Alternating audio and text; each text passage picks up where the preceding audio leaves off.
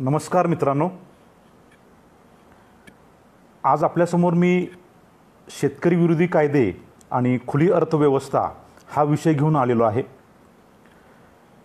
मित्रांनो, शेतकरी विरोधी कायदे हा संविधानातील एकदम विसंगत विषय आहे ॲक्च्युली। आता आपण एक उदाहरण पाहूया त्याचं।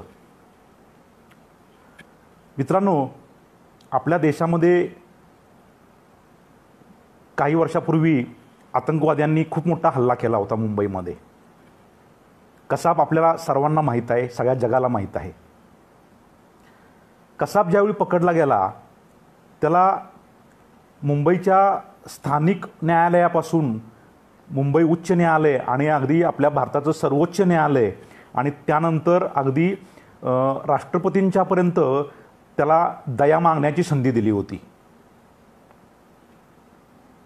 म्हणजे एक आतंकवादी आपल्या देशात येतोय,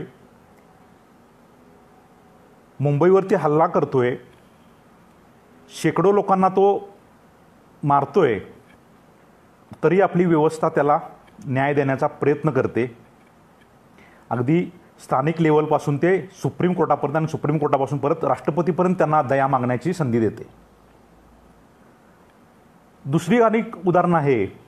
दिल्लीमध्ये जे निर्भया प्रकरण झालं होतं त्यामधले जे क्रूर बलात्कारी जे लोक होते त्यांच्यावरही दिल्लीतल्या स्थानिक न्यायालयापासून दिल्लीचं उच्च न्यायालय आणि आपल्या देशाचं सर्वोच्च न्यायालय आणि त्यानंतर परत राष्ट्रपतींच्याकडं दया मागण्यासाठी त्यांना देखील संधी दिली होती।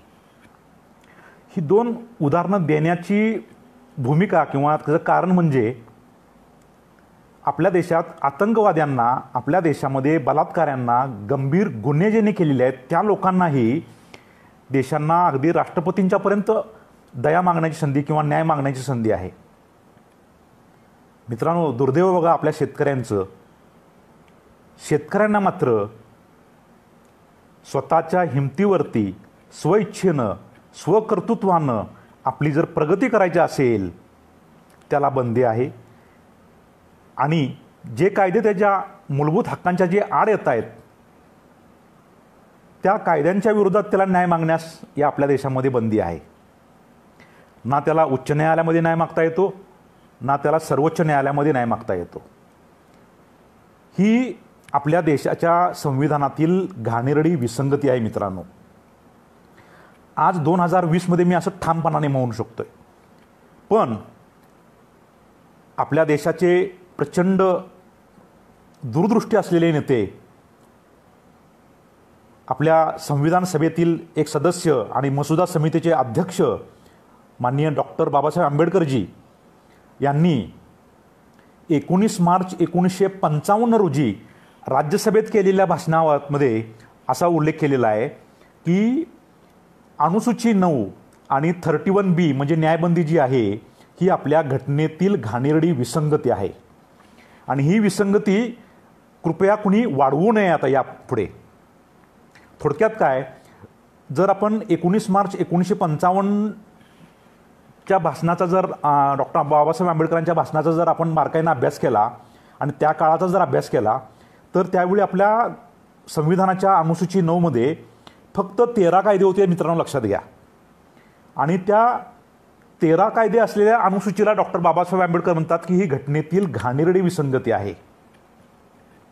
मित्रांनो, आज आपल्या देशाच्या संविधानाच्या अनुसूची 9 मध्ये जवळजवळ 285 कायदे आहेत आणि त्या 285 कायद्यापैकी जवळजवळ 250 कायदे हे शेतकऱ्यांच्या संबंधातले आहेत। शेतकऱ्यांचे मूलभूत हक्क हिरावून घेणारे आहेत, हडपणारे कायदे आहेत हे। आज जर डॉक्टर बाबासाहेब आंबेडकर असते तर या घटनेतील विसंगतीचा त्यांनी सन्मान केला असता का त्याचा निषेध केला असता, जोरदारपणे निषेध केला असता, हे आपण मित्रांनो आपल्या परीने ठरवून घ्या।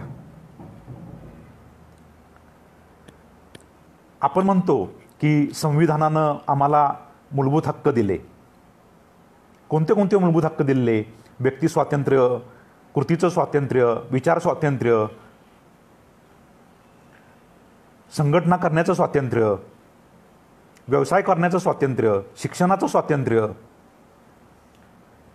ही जी सगळी स्वातंत्र्य आहेत, किंवा अजून एक स्वातंत्र्य आहे संधीची समानता, इक्वेलिटी ऑफ ऑपॉर्च्युनिटी म्हणतो आपण. पण दुर्दैवानं ही जी काही मूलभूत हक्क आहेत ही आपल्या देशातल्या शेतकऱ्यांना मात्र नाही आहेत. लक्षात घ्या. तुम्ही संविधानातील अनुच्छेद 31B जर तुम्ही बारकाईनं अभ्यास केला तर त्या अनुच्छेद 31ख किंवा 31B न्यायबंदी या अन्वये शेतकऱ्यांचे सर्वच्या सर्व मूलभूत अधिकार हिरावून घेण्यात आलेले आहेत. हे मूलभूत हक्क हिरावून घेण्याचं कृत्य हंगामी सरकारनं, हंगामी लोकसभेद्वारे 18 जून 1951 रोजी पहिल्या घटना बिघाड्याद्वारे केलेलं आहे. लक्षात घ्या मित्रांनो. या अनुसूची 9 मध्ये शेतकऱ्यांच्या बाबतीत जर तुम्ही कायदा बघायचा झाला पहिला तर तो आहे कमाल शेत जमीन धारणा कायदा. कमाल शेत जमीन धारणा कायदा शेतकऱ्यांच्या व्यक्ती स्वातंत्र्याचं हनन करतोय, शेतकऱ्यांच्या संधीच्या समानतेचं हनन करतोय, शेतकऱ्यांच्या मालमत्तेच्या हक्काचं हनन करतोय. आणि शिवाय या कायद्याच्या विरोधात तुम्हाला म्हणजे शेतकऱ्यांना उच्च न्यायालयात आणि सर्वोच्च न्यायालयामध्ये न्याय मागण्याचा अधिकार नाही. त्यामुळे शेतकऱ्यांना जो अधिकार आहे आर्टिकल 226 किंवा आर्टिकल 32 खाली उच्च न्यायालयात आणि सर्वोच्च न्यायालयामध्ये न्याय मागता येतो.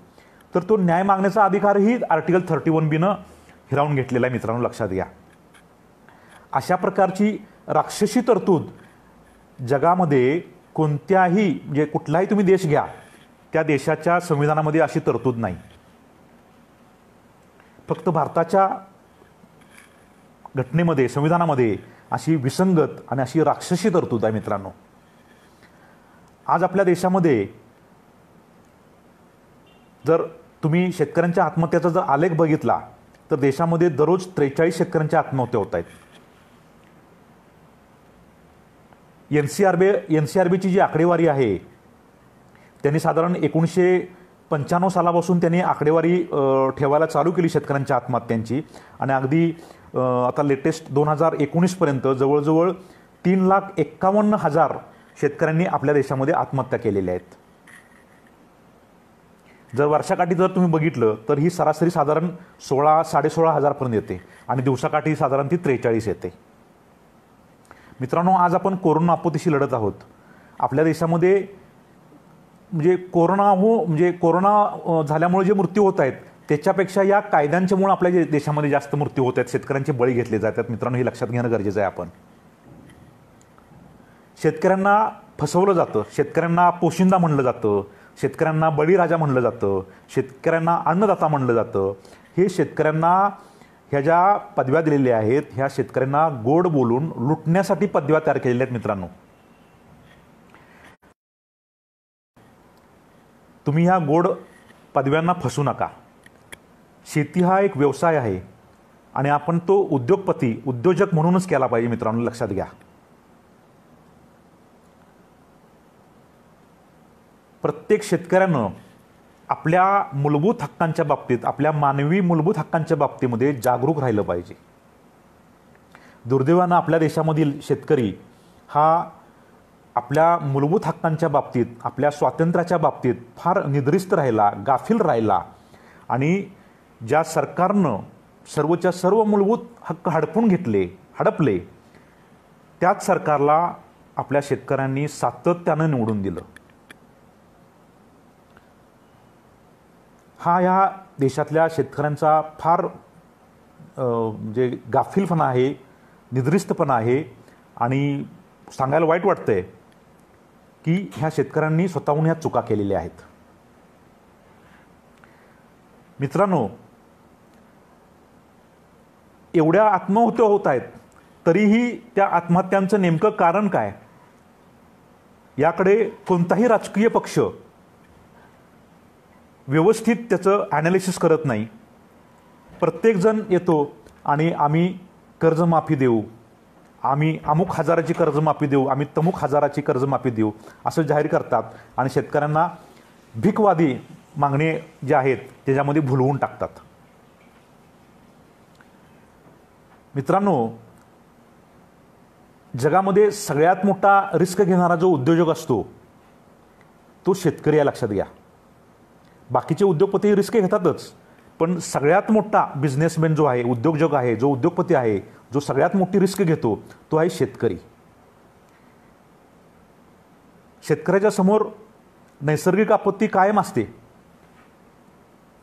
दुष्काळ येत असतो, पूर येत असतो, वादळी वारे असतं, म्हणजे आसमानी संकट तर त्याच्या कायम म्हणजे त्याच्या पाचवीला पुजलेले आहेत.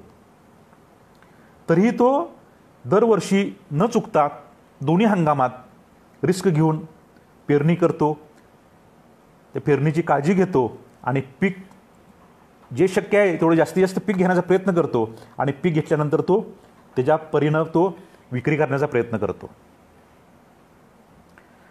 आज जर बघितलं आपल्या देशातील जे 85-90% शेतकरी जे आहेत हे 2 किंवा 3 एकरमधले शेतकरी आहेत. ही वेळ काय यावी?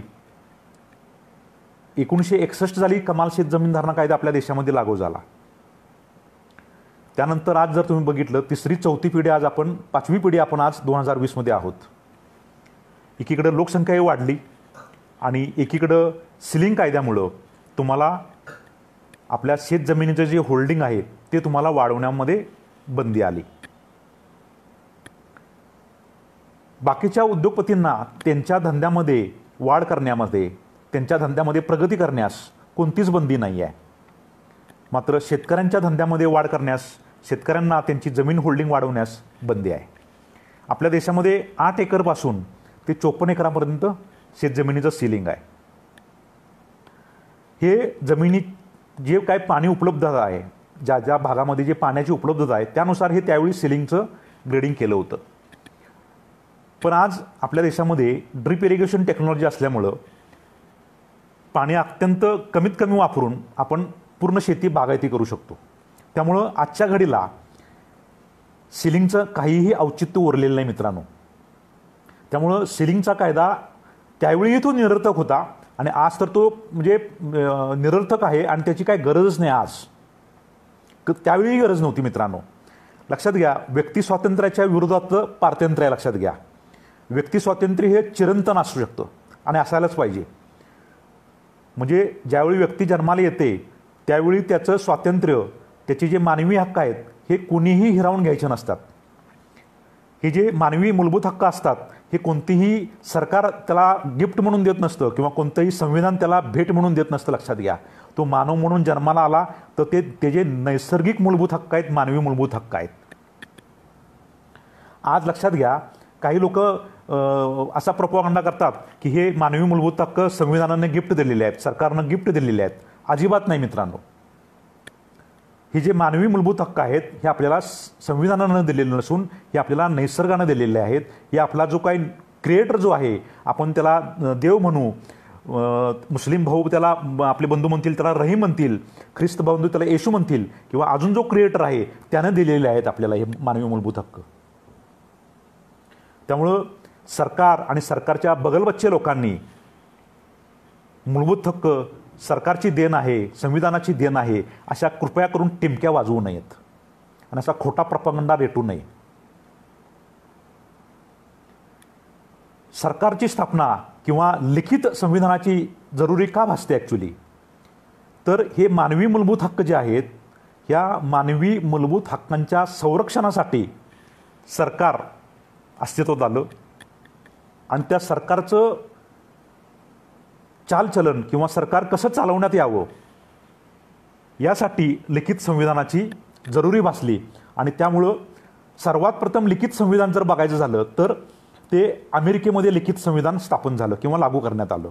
232 वर्षापूर्वी अमेरिकेच्या तिथल्या घटनाकारांनी अमेरिकेमध्ये त्यांची संविधान घटना स्थापन केली आणि मानवी मूलभूत हक्कही तिथल्या अमेरिकन नागरिकांना त्यांनी म्हणजे नमूद केले. त्या घटनेमध्ये त्यांनी बहाल केले नाहीत. लक्षात घ्या, त्यांनी स्पष्ट म्हणलेलं आहे की हे जे मानवी मूलभूत हक्क आहेत हे निसर्गाने दिलेले आहेत, हे सरकारची किंवा ही संविधानाची देण नाही आहे. तसंच आपल्याही देशामध्ये आपल्या सरकारनं हे मानवी मूलभूत हक्क बेकायदेशीररित्या आपल्या शेतकऱ्यांचे हडपलेले आहेत, लक्षात घ्या. शेतकऱ्यांच्या बाबतीत व्यक्ती स्वातंत्र्य हिरावून घेण्यात आलेलं आहे, संधीची समानता हिरावून घेण्यात आलेली आहे, मालमत्तेचा हक्क हिरावून घेण्यात आलेला आहे, न्याय मागण्याचा अधिकारही हिरावून घेण्यात आलेला आहे. अशा परिस्थितीमध्ये शेतकरी इतर उद्योजकांच्या बरोबरीनं कशी काय स्पर्धा करू शकेल? थोडक्यात हे जे कायदे आहेत, शेतकऱ्यांच्या प्रगतीमध्ये जे अडथळे ठरलेले जे कायदे आहेत, अगदी साध्या सोप्या भाषेत सांगायचं झालं तर ह्या बेड्या आहेत.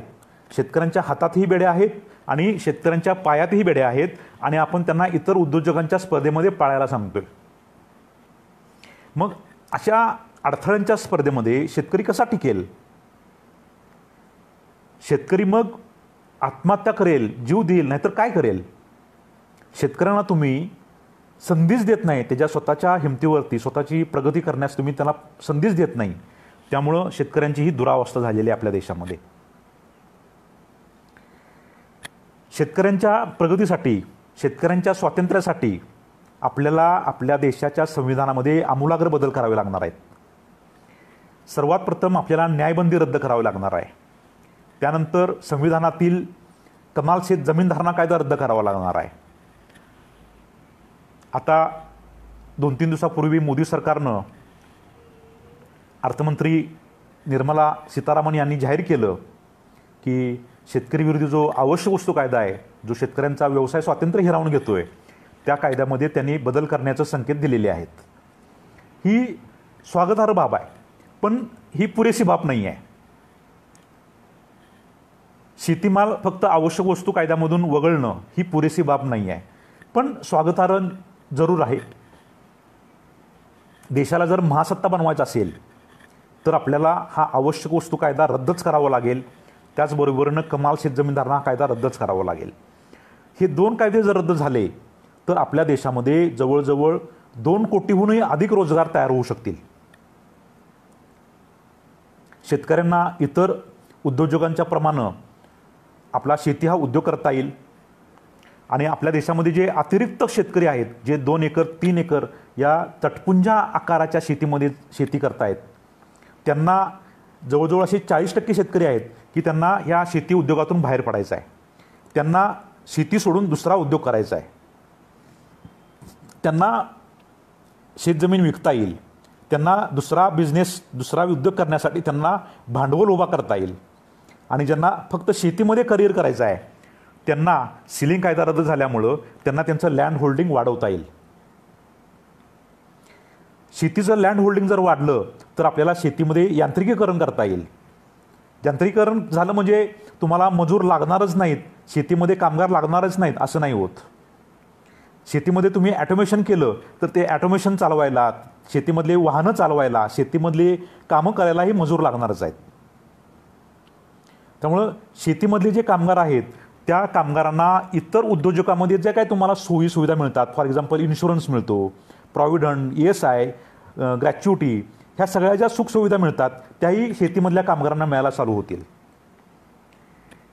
माझी तर स्पष्ट मागणी आहे म्हणजे सरकारकडं की तुम्ही शेतकऱ्यांनाही इतर उद्योगाप्रमाणे उद्योजक म्हणून तुम्ही वागवायला चालू करा आणि इतर उद्योजकांना किंवा इतर नोकरीमधल्या लोकांना जसा इन्कम टॅक्स आहे तसाही तुम्ही शेतकऱ्यांच्याकडून तुम्ही जो काय आता इन्कम टॅक्सचा स्लॅब आहे त्यानुसार तुम्ही इन्कम टॅक्स तुम्ही वसूल करायला चालू करा.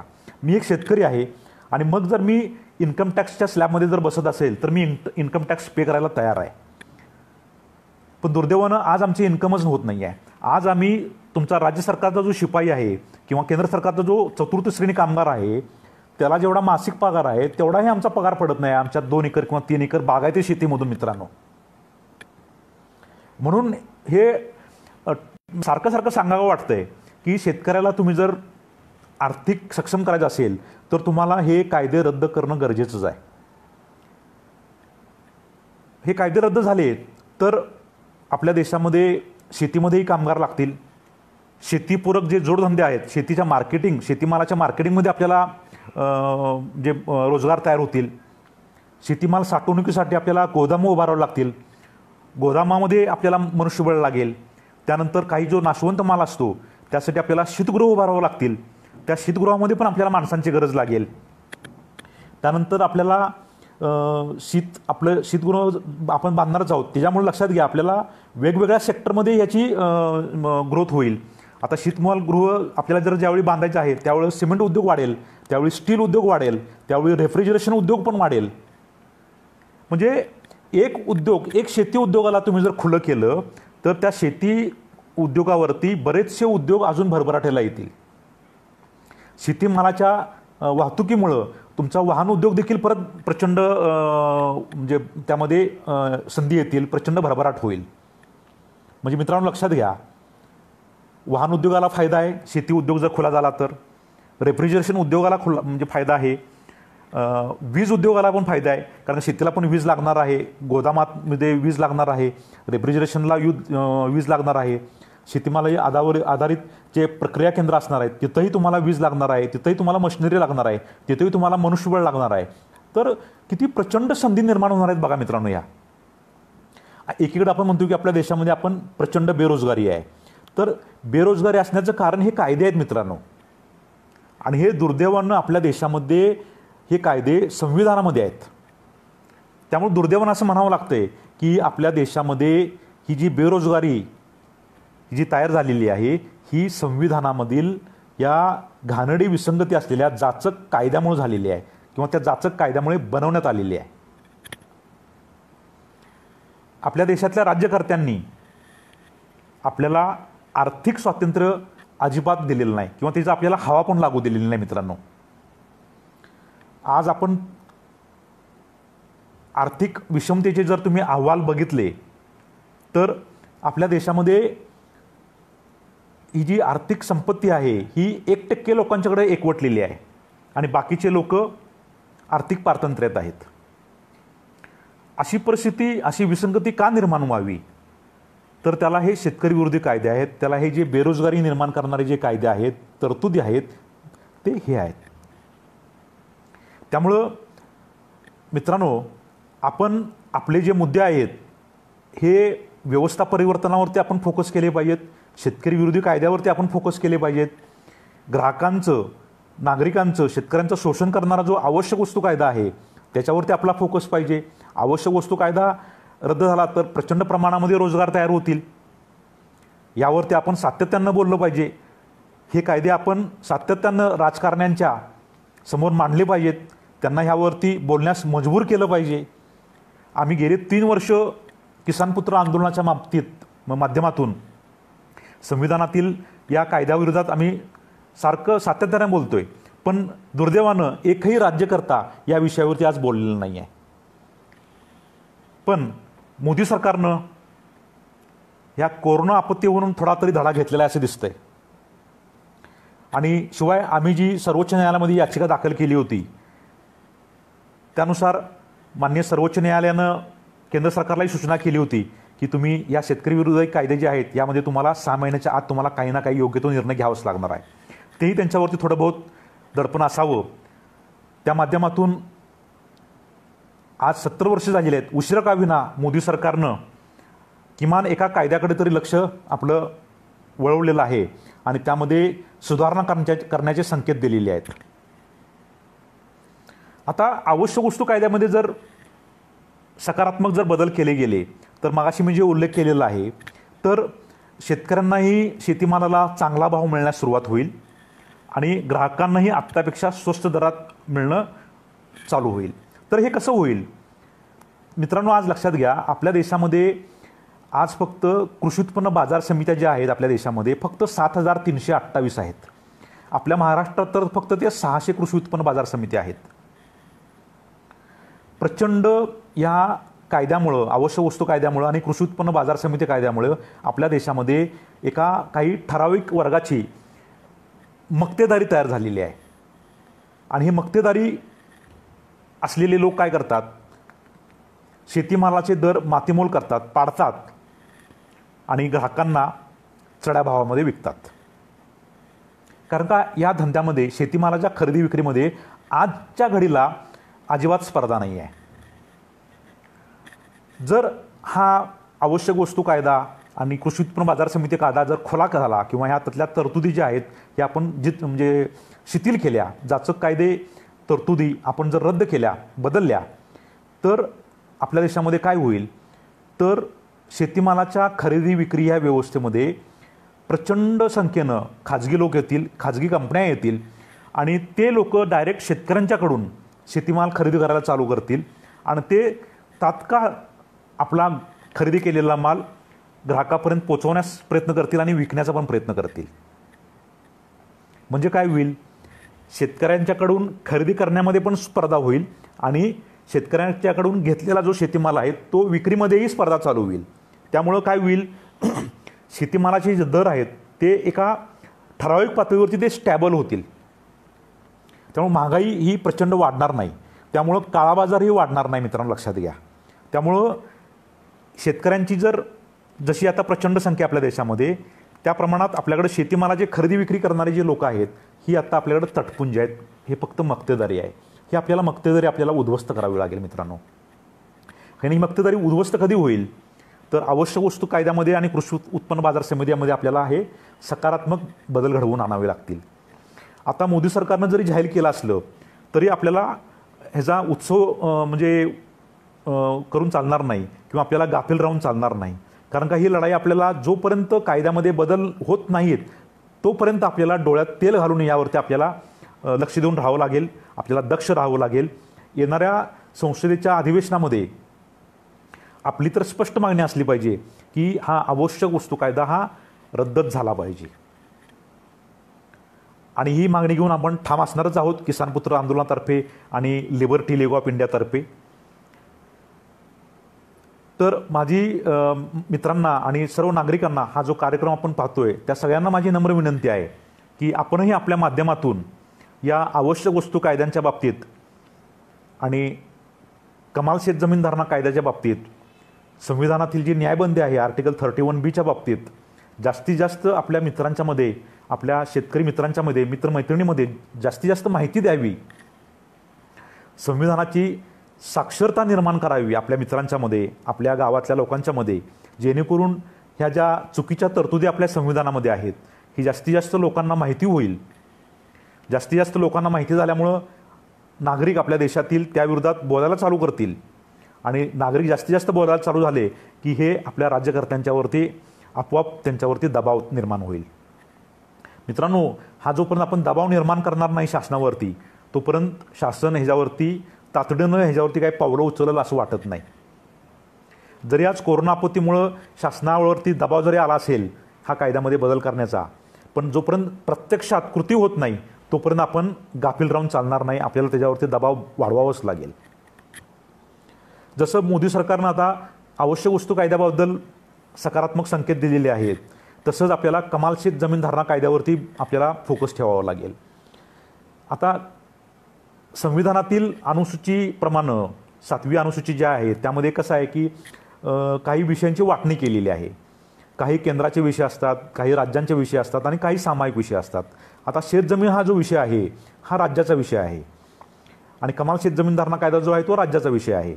तर आता कमाल शेत जमीन धारणा कायदा जर त्यामध्ये जर बदल करायचे असतील शेतकऱ्यांच्या हिताच्या दृष्टीनं किंवा कमाल शेत जमीन धारणा कायदा रद्द करायचा असेल तर ही राज्याची जबाबदारी आहे. आणि आज राज्यामध्ये आपल्या ठाकरे सरकार आहे. तर ठाकरे सरकार या कायद्यावरती काय भूमिका घेतं आहे हे आपल्याला बघावं लागेल. ठाकरे सरकारसमोर आपल्याला हे विषय सातत्याने मांडावं लागेल. आम्ही जसे उद्धव ठाकरेंनी शपथविधी घेतला, म्हणजे शपथ घेतली मुख्यमंत्रीपदाची, तसे त्यांना आम्ही डायरेक्ट लगेच दुसऱ्या तिसऱ्या दिवशी आम्ही त्यांना लेखी पत्र पाठवली आहेत. त्यांचं लक्ष वेधलेलं आहे आम्ही की हा कमाल शेत जमीन धारणा कायदा राज्याचा आहे, तो तुम्ही तातडीनं रद्द करा. तसंच आवश्यक वस्तू कायदाही राज्याला आपल्या राज्याच्या बाबतीत म्हणजे राज्याबाबतीत तरी तो सस्पेंड करता येऊ शकतो. पण आता म्हणजे केंद्र सरकारनंच त्याचे संकेत दिलेले आहेत बदलण्याचे. आता ठाकरे सरकारची ही जबाबदारी आहे की त्यांनी कमाल शेत जमीन धारणा कायदा रद्दच केला पाहिजे किंवा किमान त्यातल्या ज्या सिलिंगच्या तरतुदी आहेत त्या पूर्णपणे वगळल्या पाहिजेत. थोडक्यात तो कायदा रद्दच झाला पाहिजे, त्याशिवाय दुसरा उपायच नाही आहे. तरच शेतकऱ्यांना त्यांचं खरं स्वातंत्र्य मिळेल. शेतकरी परदेशातल्या शेतकऱ्यांच्या बरोबर स्पर्धा करण्यास सक्षम होईल. आपल्या देशामध्ये रोजगार वाढीस पोषक वातावरण तयार होईल. शेतीमधले जे मजूर आहेत त्यांनाही सन्मानाचं काम मिळेल, कारण का इतर उद्योजकामध्ये जे काही कामगार आहेत, कामगार बंधू आहेत, त्यांना जशा फॅसिलिटी मिळतात, सुविधा मिळत आहेत, तशाही शेतीमध्ये एक उद्योग म्हणून त्याला जर वागणूक दिली तर शेतीमधले जे कामगार आहेत त्यांनाही इतर उद्योजकांच्या कामगारांच्या प्रमाणे त्यांना फॅसिलिटी मिळायला चालू होतील. त्यामुळं ह्यात सगळ्यांचाच फायदा मित्रांनो. कामगार फायद्यात जातील, शेतकरी फायद्यात जाईल आणि आपला देश आपल्या देशातले जर नागरिक सुखी, समृद्ध आणि सक्षम बनले, स्वावलंबी बनले तर आपला देशही स्वावलंबी बनण्यामध्ये सुरुवात होईल. आणि देशाचे नागरिक ज्यावेळी सक्षम आणि स्वावलंबी होतील त्याचवेळी आपला देश खऱ्या रूपानं, खऱ्या स्वरूपात आत्मनिर्भर होईल. जर आपल्या देशातील नागरिकांना स्वातंत्र्य नसेल, आपली स्वतःची प्रगती करण्याची संधीची समानता नसेल, त्यांच्यावरती बंदी असेल, तर आपल्या देशातले नागरिक स्वतःची प्रगती स्वतः करू शकणार नाहीत. त्यामुळं आपल्याला ह्या शेतकरी विरोधी कायद्यांच्या वरती आणि जे बेरोजगारी निर्माण करणारे जे कायदे आहेत, कमाल शेत जमीनधारणा कायदा, आवश्यक वस्तू कायदा, संविधानातील न्यायबंदी, ही जास्तीत जास्त दबाव आणला पाहिजे म्हणजे शासनावरती, आणि ते कमीत कमी वेळामध्ये ते कसे रद्द होतील हे आपण लक्ष दिलं पाहिजे. हे जर आपण रद्द करून घेऊ शकलो तरच आपल्या देशामध्ये खुली अर्थव्यवस्था येईल. आपल्या देशामध्ये जी खुली अर्थव्यवस्था आहे ती अर्धवट आहे मित्रांनो, लक्षात घ्या. 1991 नंतर आपल्या देशामध्ये खुली अर्थव्यवस्था आली, संपूर्ण 100% खुली अर्थव्यवस्था आली असे बरेचसे डावे लोक प्रोपागंडा करतात आणि समाजवादी व्यवस्था तिचं ते गोडवे गातात. तसं ॲक्च्युली नाही आहे. आपल्या देशामध्ये आज 90%, 95% आज समाजवादी अर्थव्यवस्थाच आहे. आणि त्याचं साधा पुरावा म्हणजे आपल्या देशातील फक्त 1% लोकांच्याकडं प्रचंड आर्थिक संपत्ती एकवटलेली आहे. हे त्याचं उदाहरणच आहे. आज जर प्रत्येक व्यक्तीला संधीची समानता असती, स्वातंत्र्य असतं, तर आर्थिक विषमता तयारच झाली नसती मित्रांनो, लक्षात घ्या. आज आपल्या देशातील प्रचंड प्रमाणात जो लोकसंख्येनं घटक आहे तो आहे मजूर, आणि तो आहे शेतकरी आणि कामगार. हे तिन्ही घटक आज आपल्या देशातले पारतंत्र्यात आहेत. कामगार कायद्यांच्यामुळं कामगार पारतंत्र्यात आहे, मजूर तोही एक प्रकारचा कामगारच आहे, आणि शेतकरी तो तर आजच्या आपल्या संविधानामध्येच तो गुलाम आणि शूद्र बनवून टाकलेला आहे. आणि मजूर जे शेतकऱ्यांच्यावरती अवलंबून आहेत, शेतकरी जर शूद्र बनला असेल तर कामगारांची तुम्ही किंवा मजुरांची तुम्ही तर विचारच करू नका. आज जर बघतोय आपण की म्हणजे शहरातून मजुरांचे लोंढे अक्षरशः चालत आपापल्या गावाकडे निघालेले आहेत. एकीकडे आपण म्हणतो, म्हणजे बरेचसे लोक म्हणतात की आपल्या देशाचं संविधान जगामध्ये सर्वश्रेष्ठ आहे, जगातील सर्वात मोठी लोकशाही म्हणतात आपल्या देशामध्ये. मित्रांनो, कोणत्या तोंडानं म्हणायचं की आपल्या देशाचं संविधान सर्वश्रेष्ठ आहे, आपल्या देशामध्ये जगातील सर्वात मोठी लोकशाही म्हणायचं आपण, जर मजुरांचे तांडेच्या तांडे, लोंढेच्या लोंढे, जर शेकडो किलोमीटर, हजारो किलोमीटर त्यांना पायपीट करावी लागते, पायपीट करण्यामध्ये त्यांचा जीव जातोय, त्यांना खायलाही मिळत नाही, त्यांना प्यायला पाणी मिळत नाही, अशा परिस्थितीत आपण आपल्या देशाच्या लोकशाहीचा, आपल्या देशाच्या संविधानाचा कितपत म्हणजे प्रोपागंडा करावा की ते सर्वश्रेष्ठ आहे म्हणून. आपल्याला ॲक्च्युली मित्रांनो लाज वाटली पाहिजे. आपण मित्रांनो जे गोडवं गातोय हे आपण दांभिक आहोत मित्रांनो. आपण अभ्यास करण्यामध्ये कमी पडतोय. आपले मूलभूत हक्क आपले सगळे हडपलेले आहेत.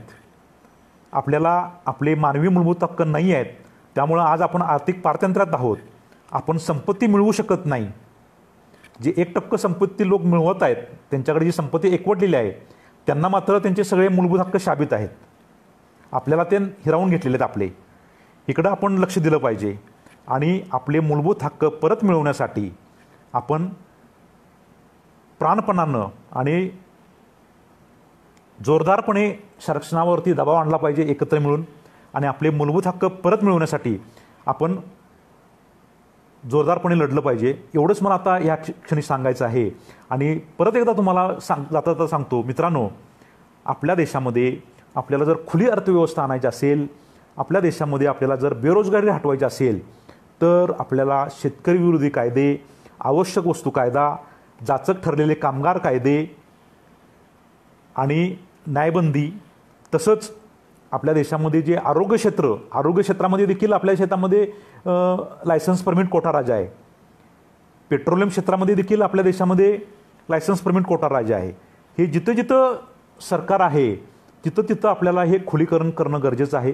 तरच आपल्या देशामध्ये प्रचंड प्रमाणात रोजगार तयार होतील आणि प्रत्येक व्यक्ती आर्थिकदृष्ट्या सक्षम होईल, तो स्वतःची स्वतः प्रगती करू शकेल आणि तो आर्थिकदृष्ट्या स्वातंत्र्य त्याला मिळेल आणि आपला देश स्वतंत्र झाल्यामुळं, आपल्या देशातले नागरिक स्वतंत्र झाल्यामुळं प्रत्येक नागरिक